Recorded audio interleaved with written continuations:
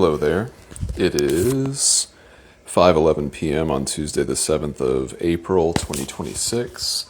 And I feel like I've officially transitioned from a vague sense of nausea / bloated to what I can only recall now as a general feeling of hunger. Like, I think the worst part of my recent illness is over. And so I'm having a beer. You know what I'm saying? AI told me that may not be the best idea, but I was like, come on, dude, you're not even corporeal yet. What do you know about what's good? We'll see if they're right. Yeah, I'm watching this interesting documentary called The Thinking Game. I'd highly recommend it. It's generally speaking about this company called Google DeepMind, specifically DeepMind, and how they used AI to basically learn how to play games, and then also from that point extrapolate out this algorithm that they used to train the AI to be better than the best representation of humans in these games. And ultimately, I think the crux of the documentary is probably going to be something called AlphaFold, which was where they took the same general baseline algorithm and then used it to determine the ultimate protein structure that occurs when certain biological reactions happen within the body. And so I've been enjoying that. I've been enjoying downtime. Again, it's very rare that I actually feel good about downtime. It's interesting. Being sick always gives me a perspective that I have to pay a lot to get. Like, I had to forfeit my health in order to get the perspective of how much health I actually have most of the time, and the general sense of energy and vitality that I consider like a default, like the past, 48 hours have been humbling. And that's good. That's good for me as much as for anybody. Also, my toilet is running, so I better go out and catch it. Hit this thing. I forgot to jiggle the handle. You gotta jiggle before you wiggle, my dude. All right. So, anyway, it was a slice of humble pie, to get sick and then feel really, really drained and tired and just generally unwell. It's a nice way to remember what it feels like to have wellness as your default. So something to be appreciative of. But yeah, man, a pretty good day. I did realize just now when I was going outside briefly to take my new shorts off of a tree that I had put them on to dry. I realized that in the past, 48 hours or so, I've really only eaten 2 meals. Yesterday, I ate at Wendy's, which was it wasn't the worst thing in the world. I had a chicken sandwich and some French fries. Brat, right, Mom? Shout out to my parents. I thought that some French fries, some heavy starches, and a general chicken sandwich, you know what I'm saying? I thought that would probably be a good thing. Man, I cannot believe how much dry skin is coming off my legs. It's gross. But yeah, that was what I had to eat yesterday. And then this morning I was able to eat some oatmeal and some cereal. My thought there was that I basically have disrupted my gut flora and fauna to some degree. I have no idea to what, or even if at all, honestly. But I've had some kombucha. Shout out to my dude Gabe. Thank you.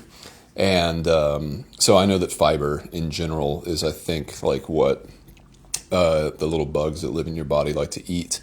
That's what they digest, fiber. So, yeah, I almost feel like I could have a burrito, which is kind of crazy. And also there is a Mexican restaurant next door. I bought some Uncrustables because I thought, based on how I was feeling earlier, that would be something that would be bland enough, but also satisfying enough to count as a meal. but we'll see. I feel like I could do with some hot food. Oof, maybe I am hungry. I'm talking about food like I'm on trail again already, but I am not. Yeah, I took another day off. I certainly shouldn't have tried to leave earlier this morning. Like that would not have been a good idea. I was still feeling just generally unwell, and like it would be difficult for me to stay properly hydrated, and then like working extra hard on top of that just seemed like a really stupid thing to do. That's like if your gas tank was on empty in your car and you decided to floor it for no reason, not even because you were trying to get to the next gas station, just because you were bored or something like that. So yeah, it's been a nice day. I'm trying to even remember. I guess yesterday I was just a pathetic mass, and so I didn't do much more than just take a shower and get in bed. And so today I had to actually do my needfuls. So I had my breakfast, had some coffee, tried to restart my system in a gentle way, and then did laundry for a while. I did 2 different loads, basically washed everything that I have, including like my sleeping bag liner, all of my clothes, just trying to make sure that everything is as clean as can be for going back out into the nasty wilderness. It's really not even that nasty. I don't know what I mean, I'll never know. That's like the tragedy of the lack of information that we have about reality. It's like I'll never know exactly why what happened the other night happened. But I don't know. What can you do? You live, you learn, and you move on. I was lucky enough several years ago to meet Nimblewell Nomad. I think this record is currently being contested by someone else who is now attempting it themselves. But I think 2021, he got the record for the oldest person to through hike the Appalachian Trail. And he was actually like what would you call it? I don't know. He lived at the ranger station up at Flag Mountain, which is close to a small town called Weagoofka, Alabama. And he was just an accessible person. Any human being could go up there and you could spend as much time as you wanted with him in this little cabin, especially if you were hiking the Pinhoti Trail. And I went out there to hike the Pinhoti Trail. I did 60 miles in 2 days. I went out 30 miles and then came back 30 miles, and I stayed at the ranger cabin before starting and then after finishing, I think. I can't really remember. But stayed with him, and I remember him saying, at a certain point, because, it's funny, as much as I fear illness and everything, every time I've ever gotten sick, it's never been that bad. Like, it's just like, there's almost a part of me that enjoyed it just because it was so immediately relieving to give in to my bodily mandate. I'm trying to be delicate here. I don't want to ruin anyone's dinner. But, there is a certain sense of relief, a certain type of euphoria that kind of washes over, at least me, when I finally get the poison out, And, I was pretty sure at a certain point that it was going to be that kind of a night. And so I'd already decided that, like, if I was going to be sick, I was going to enjoy myself as much as possible. And I definitely remember in between some of my what would you call that, sessions, that I was listening to Harmontown and still managing to laugh in the midst of it all. So, doing what I could with what I had. And there was a point where I was talking to Nimblewell Nomad about being sick on trail, because that's like just such a big fear of mine that's really hard to shake. And he was like, well, if you get sick, you get sick as a dog, you lay down for a little while and you get up and you keep moving. And I was like, yeah, I guess that's technically true. I'd still rather avoid it if possible. But yeah, I think I'm at the other side of that now. We'll see how this beer treats me. But yeah, just like the ability to, give in to what your body is telling you, and then move on as soon as the message has been received and fully processed, So yeah, did my laundry, kind of just lazed about and watched YouTube stuff, some interesting things on AI. just in general. Shout out to my dude Jake too. He just released a really cool music video called Rooster V1, which I can only assume is version 1.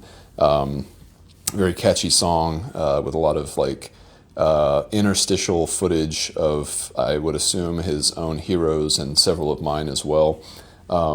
And yeah, catchy song, cool beat, good lyrics, everything anyone should expect from Jake Cook.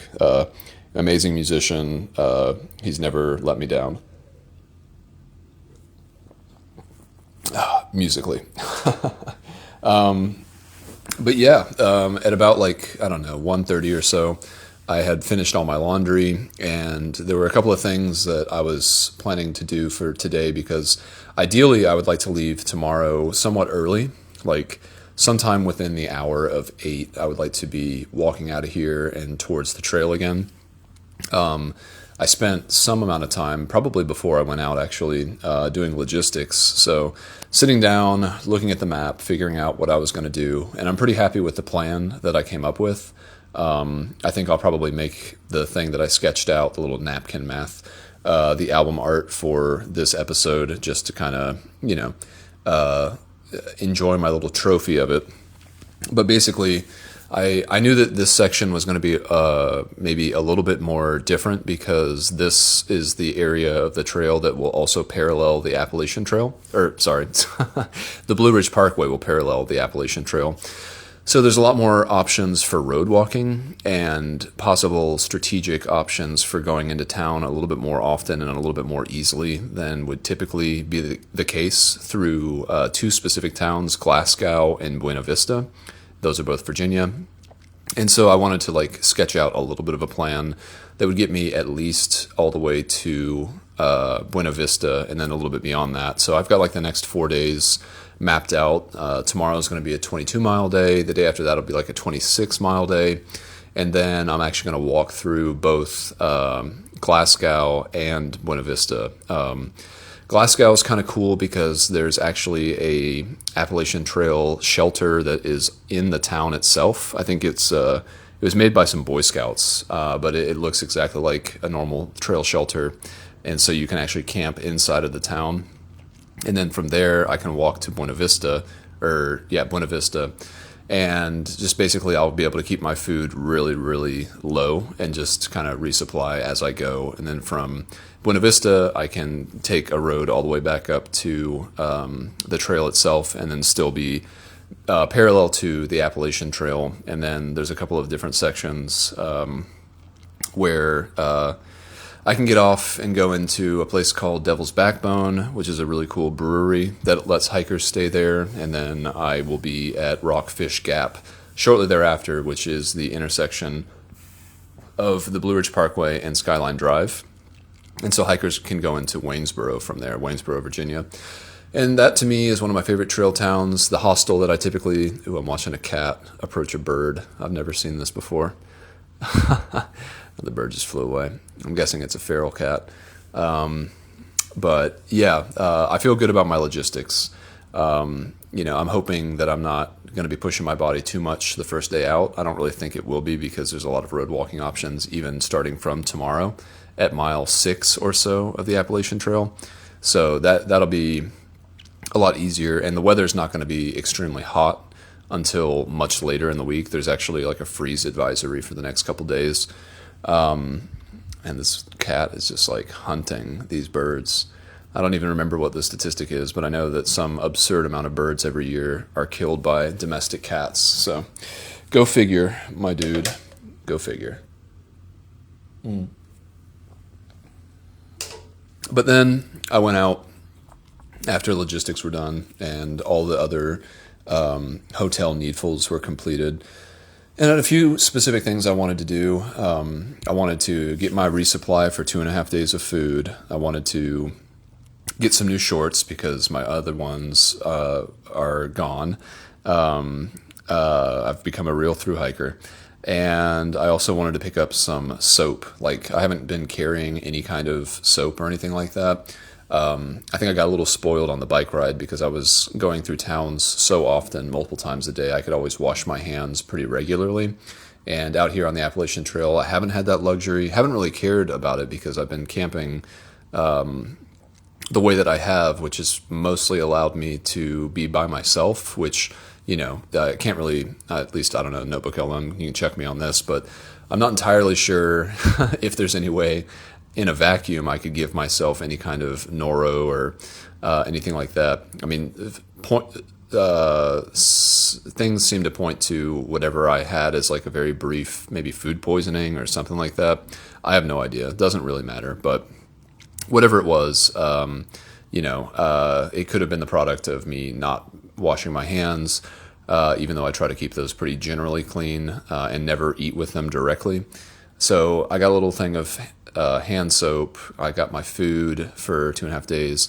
And then I also bought these new shorts. And as I think I mentioned yesterday, there's an outfitter here in Dalesville. And they sell like hiking specific shorts, but I knew that they would be selling those at like a premium. And most of the shorts that I might have been interested in were just like, $30 or $40 or $50 or $60 just for a pair of shorts. And as I learned the other night, your shorts are not sacred, and they can definitely become soiled and ruined as a matter of course. And so, I went to a Goodwill, and I was just like, I can probably find some kind of shorts there for like, absurdly cheap price. And I'm sure that I would probably be pretty happy with what I got compared to what I have. I was initially thinking that I was going to just cut the leggings that I have with me, since that's been my de facto short for a lot of my time and adventure, just to take leggings and make them into shorts.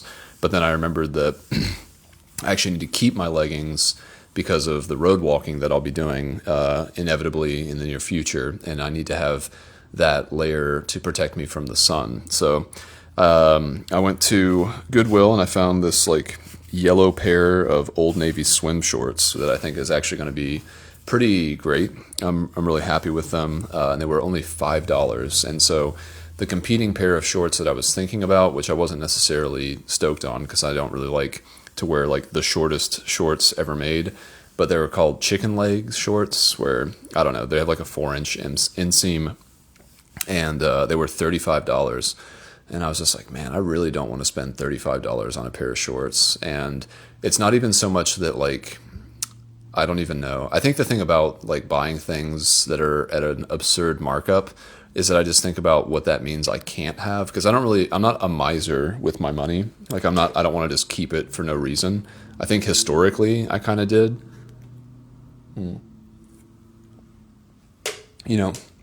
I liked having like a nest egg just in case I ever needed it.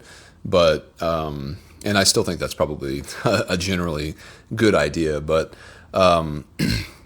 I don't know. It was just like, I guess it's the value versus the cost. And to know that like the shorts that I bought only cost, they cost what?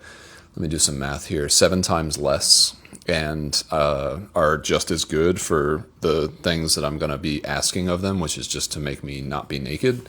I'm feeling really happy with this purchase. It's funny because it's like it is definitely the price, but also, I don't know, I'm happy with the material and the fit and all that kind of stuff. The shorts have made me happy. A little bit of retail therapy never hurt when you're coming back online. And so, what else? I did my needfuls outside. It was like a 2-mile walk or something like that.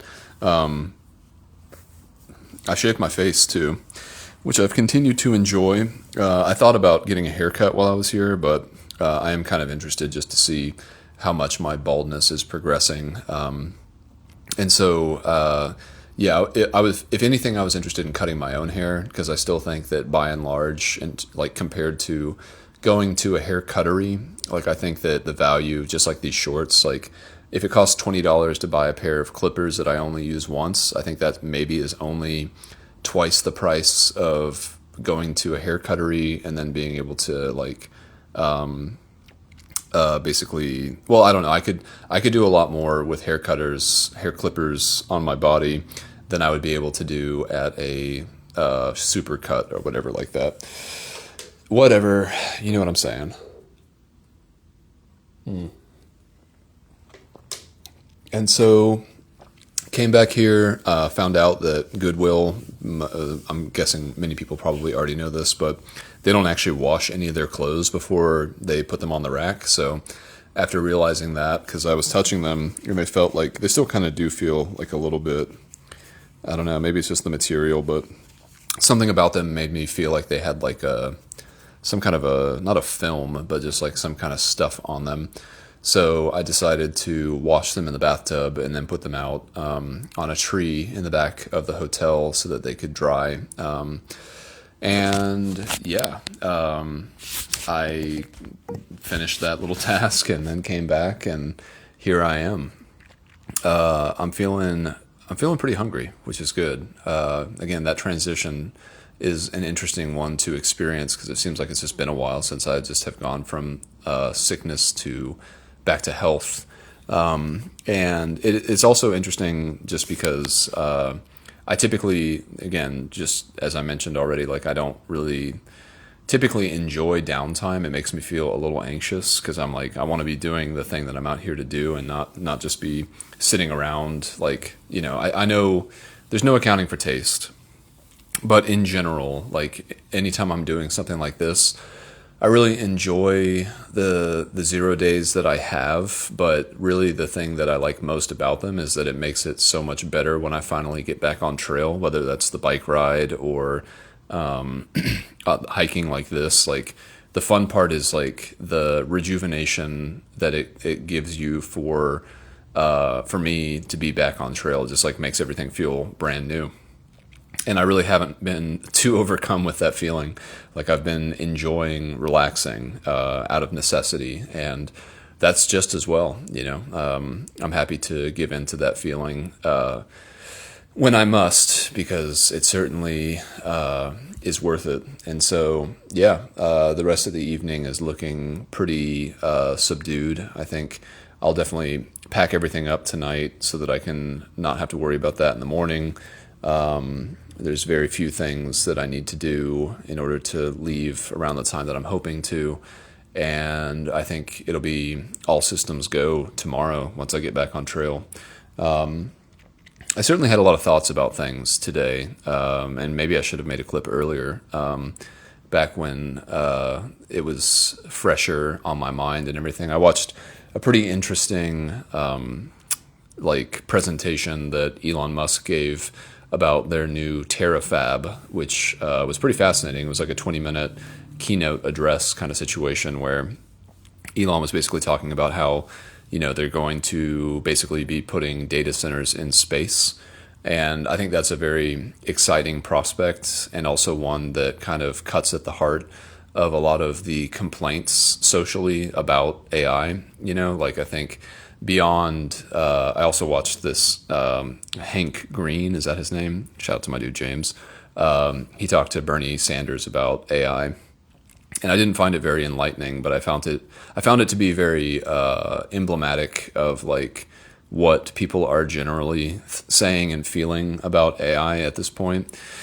And it was a lot of circular, fear-based kind of conversation that generally I felt like was uninspired. And I'm biased. This is just if you give a mouse a cookie, then there's going to be a certain type of skeptical view of the crumbs or something like that. I feel like AI pessimism is the cookie crumbs. You're like looking at well, it's like what Christopher Hitchens said. It's basically taking a chocolate, throwing it away, and eating the wrapper. You're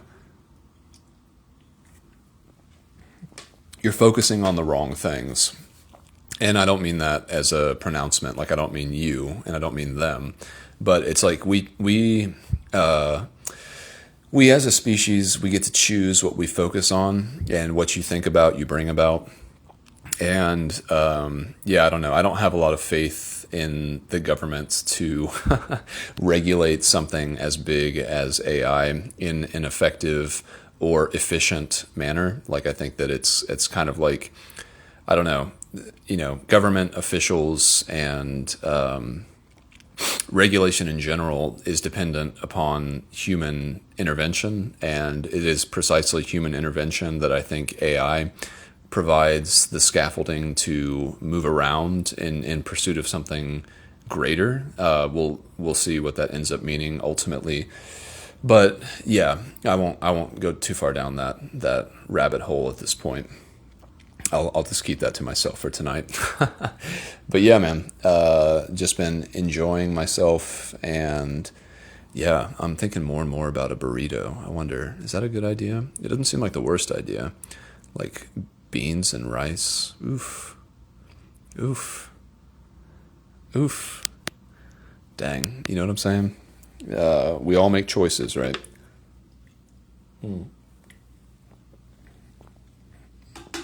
But yeah, what else? I don't even know. I'm just staring out my window. I can see the Appalachian Trail up in the distance. I wonder, I guess, yeah, okay. I can see this little area with these power line transformer. Well, they're not even transformers. It's just like a power line area that is holding the lines, And there were these signs up there that were warning hikers to not like stand underneath this huge area where this like power line holder thing was erected, and it said that there was a risk of static discharge, and so you needed to move through that area quickly. And I remember that is the exact area, as soon as I got through that part, where I ate some of the honey that I've been carrying with me, and then I felt a sharp kind of crampy pain in my stomach, and I wasn't sure what it was. I just chalked it up to the end of a long day and wearing a pack, because all the straps and everything around your hips and just the way the pack kind of rides. I was just like, pains, they come up suddenly, and there's like consistent pressure that is being applied all over your body all the time, and so a weird little ache that kind of makes itself apparent all of a sudden and then goes away. That's like this is something you deal with all day. But I think that was actually the harbinger of all the fun that was to come after that point. So yeah, that's funny that I can see it. I know it's the one too, because it had these weird little dangly things that were like just kind of hanging. I don't know what any of the stuff on this power line holder does or what the theories behind it are.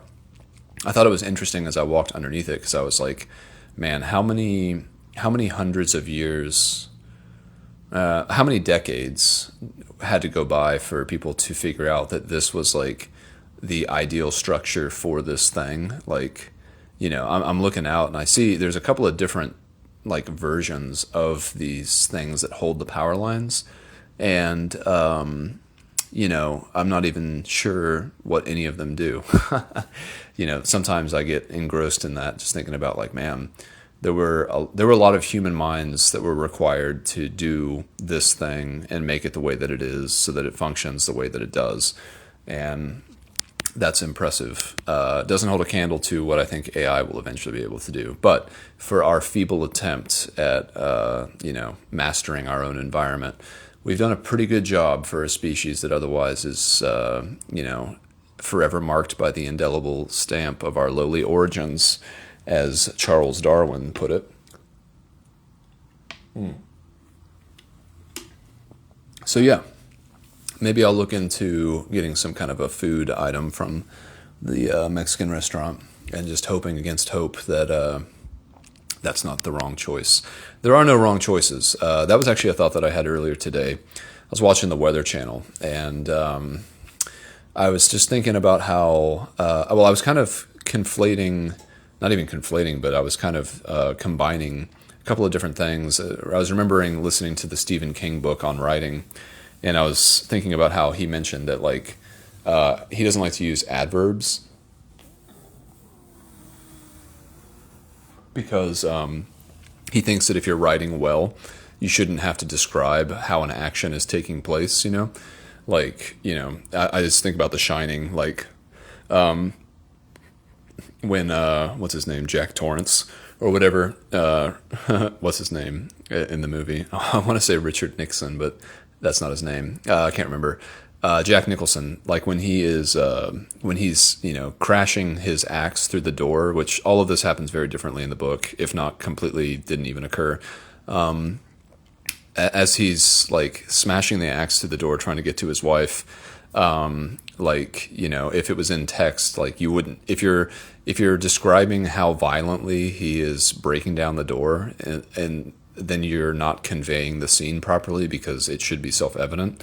And so I was thinking about how us as humans, I think our ability to describe reality is actually very much so diminished when we try to use adjectives or adverbs, because in order to do that, we're actually appealing to like a state that is more good or more bad, because like it kind of describes like a degree of superlatives in my opinion, where, again, talking about something indifferent like the weather, like it was just interesting to watch these people who were presenting the weather that they were talking about, talk about it as if it was like there were good outcomes for weather and there were bad outcomes for weather. And it's obvious because as far as we're concerned, the people who are reporting it, there are good outcomes. Like we do enjoy it when it's like 70 degrees and like not very humid and the wind isn't blowing super hard. And we don't like it when it's like really cold and still snowing when it's April and the wind chill is like sub-zero. But it's so interesting to me how much we anthropomorphize reality, and we can't help it. I also watched a TED Talk earlier about like whether we see reality for what it is, which I don't know. It was an old TED Talk from like 10 years ago. I think I forget the guy's name, like Donald Hoffman or something like that. I have a vague memory of a friend in Atlanta, shout out to Ray, who was talking to me about this guy's work. And so when I saw it as a suggestion, I was like, yeah, I'll watch that. But yeah, there was just like, I don't know. Again, I think when it comes to AI and me as a human being, the thing that I'm intrigued about is like being someone who would at least claim to want to know what the actual truth of things are. I think a part of that desire is the humility to admit and acknowledge that part of that journey requires a certain type of admission that we don't know the answer based on our own intuition. Intuition is very good in terms of decoding the reality that we actually live in, but in terms of the reality that actually exists on its own terms, if we're interested in understanding beyond our own species' cognitive abilities, we have to have the humility to admit that we won't be able to know the full picture of that with our own sensory organs, basically. I mean, you think about even something like the James Webb Telescope.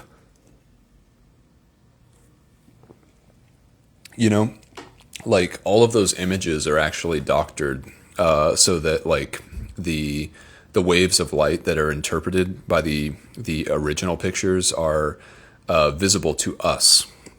Because I don't remember what that is, if it's infrared or X-ray or gamma ray or ultraviolet, whatever it is, the pictures that it actually takes are things that wouldn't look impressive to us at all. They're all actually artistically amplified, and they're colored in a way so that they look dramatic and spectacular based on the visible light spectrum. So you have to actually artificially say, these wavelengths of light that we wouldn't be able to see actually equal this wavelength of light that we can see, and then that creates the spectacular images. But that's not what we would actually see if we were out there with the telescope.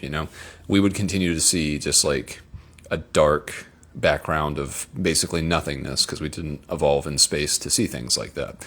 So again, I kind of think that there's a metaphor there for like what AI will be able to present to us. It'll be something that we'll have to translate back to our own intuition to actually understand. And that'll be a humbling thing. Just like, me being humbled by my own disapprobation of health, and then its eventual reappearance. It's just like, oh, I didn't even know how much I took for granted until it was gone, and then it came back. But yeah, in any case, I feel like I'm mostly rambling now. And the thought of rice and cheese beans, I feel like that would be so good for me. Some chicken. Do you know what I'm saying? I think that you do. So I'm going to do a little investigating, because that seems like a good use of time, and it'll be another early night. I feel good about stuff, and I like my new shorts. Thank you very much. And yeah, I'm also excited to see, because I've been off trail for 2 days, what cohort has caught up with me. I did like that group that was with me at Hot Springs, and they probably were about 2 days behind me. That was like Mustard Seed, Perry Mamba. He was probably gone by now. A few other folks, I don't even remember all of them, but yeah, it'll be interesting to see if I see some familiar faces. And it's fun, you kind of get locked in to a certain type of group, and then you guys all kind of slide in and out of each other's scope because of things like getting sick or needing to take time off because your body hurts, or other family obligations. And then you get back on, and you either catch up with people who you left, or meet people that you've never seen before. And yeah, shout out to my dad. He's listening to the podcast now. He thinks that I had some bad water. Who knows, my dude? I got a new Sawyer, so shout out to my dude Travis regardless. And that's only because I think I might have misappropriately treated my previous filter. I don't think I kept it warm enough. And you got to sleep with your Sawyer, which is kind of a sensual slogan, if you know what I'm saying. Sawyer, ... sleep with it. Anyway, yeah, so I'm living the dream again. I have been living the dream the whole time. Dreams just take on different embodiments, and that's what I'm out here for. I'm out here for experiences. I'm a digital hoarder of experiences, my dude, and this is another entry in that log. So I'll leave it there for now. Shout out to my parents. Love you. Bye.